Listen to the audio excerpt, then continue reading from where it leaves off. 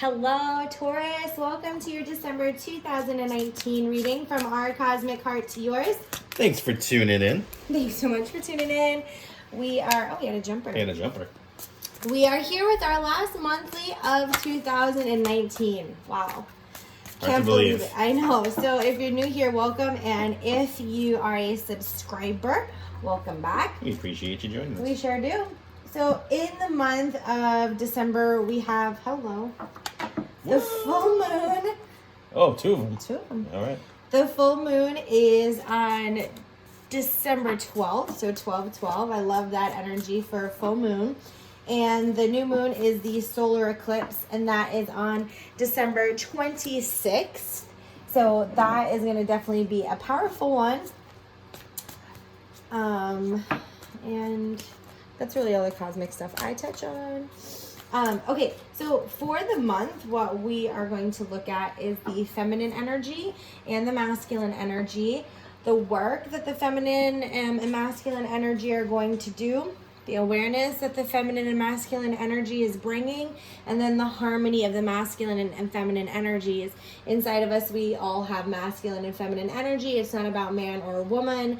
It's about the intuitive part of us and the action part of us. Feminine being the intuitive. And that one just, it wants to get going. It says, he's like, says get going already. Feminine's like, let's go. I got a lot to say for the Taurus. So it's, let's just go. Okay, fine. So the feminine energy for Taurus in December 2019, of course it's Jesus. Jesus is so savage, wants to be seen, wants to be known, tell my story, right? Open your heart to love. And so the thing about Jesus for being your feminine energy, to me, it's saying that, this is a time coming into December for you to, someone apparently has a little dog that's yapping. This is the time in December for you to really open up your heart to forgiveness and kindness and compassion, but to also be savage about that. And the card kept jumping, off the top, and it wanted to get started. I feel like for Taurus, your intuition is being really in your face, and it really wants to be noticed and recognized from this place of compassion. You can't play small anymore about being kind-hearted and loving. Yeah. No, I totally agree. You can't, you're not going to be small anymore and can't play small anymore. You got to the big leagues. You got to grow into this loving and compassionate way. And there's a lot of stuff in your face. There's a lot of opportunity for you to choose compassion and choose kindness while still being authentic to who you are. And I think that's what Jesus is to me. Break down some walls and be vulnerable, for sure. And so when it comes to masculine energy, we have father, husband, brother, son. So this is interesting to be on the masculine side because it's such a male-dominated role, right? So it's looking at your relationship with father, husband, brother, son. It could be you as a father or your relationship with your father. It could be you as a husband or your relationship with your husband, you as a brother or you as a son, or your relationship with your brother or your son. And I feel like these two cards together, especially for masculine energy, these two paired, it's bringing compassion to the divine masculine action. Because sometimes Taurus especially can be quick-tongued, stubborn, blunt, truth hurts type of vibe. And yes, those things might be true and what you speak may be truthful, but are you speaking with compassion? Are you able to speak vulnerably, knowing that it's okay if you're heard the way you want to be heard or not, you're still going to speak it so that the message can come across? Yeah, I was going to say just maybe... I don't know who that's for, but it felt like it needed to come out. Yeah. Maybe soften up in those roles if you're in one of those roles. Or with... Yeah, or with those roles. Perhaps if you have any issues with your dad, talking to your dad, maybe you just need to be a little more compassionate, open the lines of communication. Yeah. Or as a dad. As a dad, yeah. Don't be so what's the word I'm looking for? Hard. Well, not hard, but like don't be reprimanding all the time. Kind of be more loving and caring. And that's for all of those roles. Yes. Same. Yes. Yeah. Right. Dad. He said dad, but I know that's just because it's the first one. But even as a husband and a brother and a son, watch how you interact with that role. Yeah. So let's look a little bit deeper into the work. So we've got the Knight of Pentacles, the Nine of Swords, and the Eight of Pentacles. Okay, so I like this because it's saying, to me, what it's saying, to connect with the two, open your heart, and then that masculine energy. It's like, you don't have to be so restricted in your roles with people or your interactions with people, that you can do things in a new way and you can feel. The Nine of Pentacles is all about, like, the Knight of Pentacles, is all about forging this new path. And it's about really saying what you need to say, doing what you need to do, really being authentic about it. And the Eight of Pentacles is kind of about being comfortable in that role. So it's really kind of packing up the old shit that doesn't serve you and is restricting your relationships and really becoming genuinely authentic. Yeah, I was gonna say the card that stuck out to me the most was the Nine of Swords. I feel like it is as many walls as you might have built up. I feel like you're not too far gone. It's not impossible for you to break these walls down and let people in and show people the loving, caring side of yourself if you tend to hold back a little bit. Yeah, I agree. Yeah. So the awareness that this brings for the feminine energy, so we have crystal and it's upside down.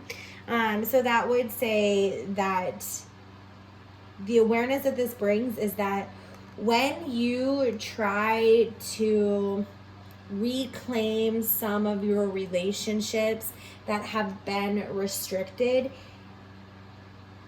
it's difficult for you. Like, it challenges your level of groundedness and your, like, you just don't feel, I don't think it feels comfortable for you, which is why it's even more comfortable to have a discomfort in your relationships with these types of people or as this person, because it's more comfortable for you to be in chaos than it is for you to have a peaceful masculine energy of yourself and of the relationships.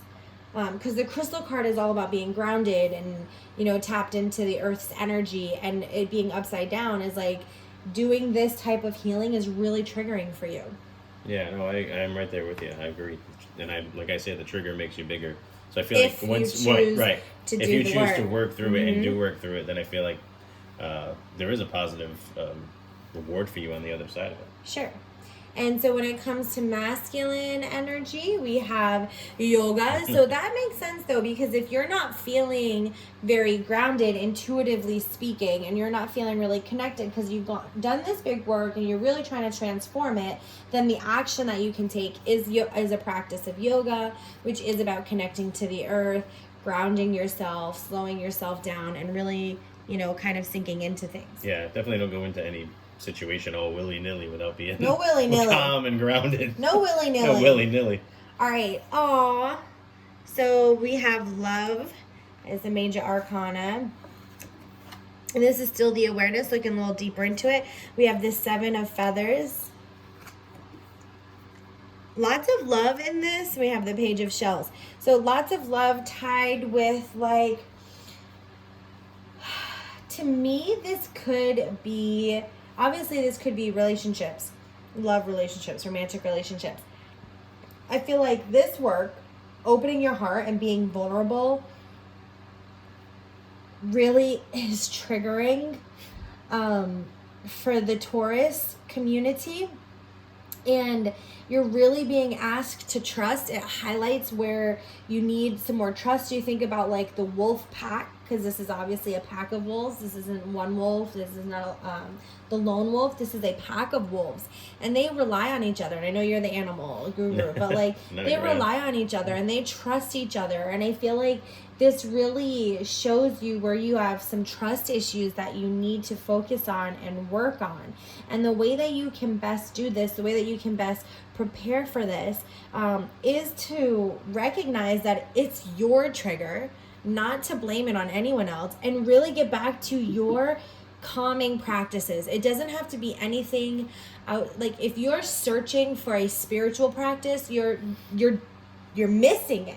Yeah. It's simplicity. You got to get back to simplicity of connection and trust.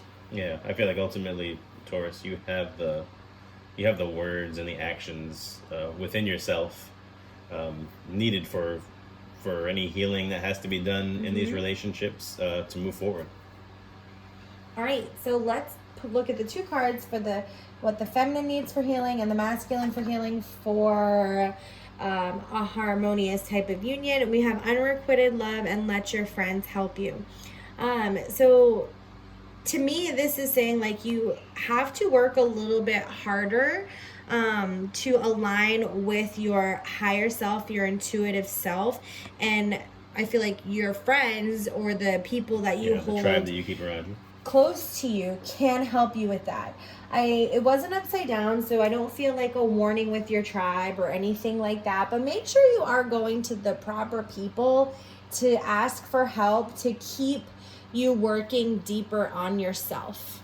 Yeah, definitely don't go to people who don't have any knowledge of the topics that you're trying to get answers to. Make sure that it's somebody that's been through the process or certain similar situations that you're going through, or at least they can come to you like with grounded energy. Right. Like my very best friend, she's not into any of this type of thing. Like we don't share these types of beliefs. She's not spiritual or anything like that, but I know that I can go to her for advice no matter what it is, even when it is intuitive advice, because she comes at it from a unbiased, unattached, emotional way. And if you're going to people who are going to jump into your, this part of you, the part that is up high, if you're going to check in with people like that, then you're going to miss the grounding part and really expanding this compassion and this love. You don't want people that are just going to fluff you up. You want to make sure that people are going to be honest or amp you up or light your fire. You want the honest truth, whether it's brutal or not. Yeah, so this is going to be a big month for Taurus to really come into some new ways before the new year. And so if you are interested in looking into your personal 2020, you can give us an email and we can get that set up for you. But this looks like it's going to be a really transformational and soft and vulnerable month for our Taurus viewers. So good luck, cheers, and happy new year. Take care. Bless.